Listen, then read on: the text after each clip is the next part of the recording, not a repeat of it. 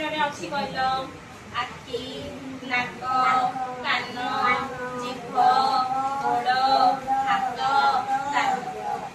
ଏଗୁଡିକ ସବୁ ଅଛି। ଆଖିରେ ଆମେ କଣ କରୁଛେ? ଦେଖୁଛେ।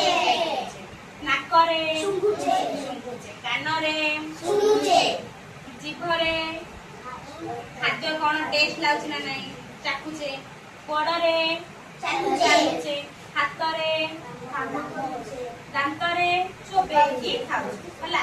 ଆଉ କଣ କରିବା ନା ତାର ଆମେ କେମିତି ଯତ୍ନ ନେବା ଏଇଟାକୁ ଦେଖ ହେଲା। ଆଖିର ଯତ୍ନ କେମିତି ନବା କୁହ?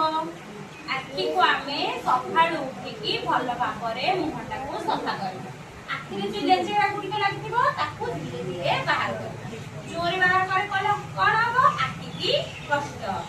ଯଦି ଧୂଳି ଯୋଉ ଜାଗାରେ ଉଠୁଥିବ ଆମେ କଣ କରିବା ନା ଆଖିକୁ ବନ୍ଦ କରିଦବା, ନହେଲେ ଆଖିରେ ସେ ପଶିଯିବ, ଆଖିକୁ ବହୁତ କଷ୍ଟ ହବ। ଆଚ୍ଛା ନାକରେ କଣ କରିବା? ନାକରେ ଆମେ କଣ କରୁଛେ? ଶୁଙ୍ଘୁଛେ। ଆଚ୍ଛା ନାକର ଆମେ ଯତ୍ନ କେମିତି ନବା? ନାକର ଯତ୍ନ କେମିତି ନବା କୁହ? ନାକରେ ଆମେ ଯୋଉ ଖଡି ପୁରଉଛେ, କାଠି ପୁରଉଛେ, ଇଆଡୁ ସିଆଡୁ ପୁରଉଛେ, ଆମେ ତାକୁ ପୁରେଇବା ନାହିଁ। ନାକକୁ ଆମେ ଆମର କଣ ଥଣ୍ଡା ନହବା ପାଇଁ ଆମେ ତାକୁ କଣ ସଜାଗ ରହିବା, ଆମକୁ ଯେମିତି ଥଣ୍ଡା ହବ ନାହିଁ। ଏସବୁ ପ୍ରତି ଆମେ କଣ କରିବା? ସଜାଗ ରହିବା।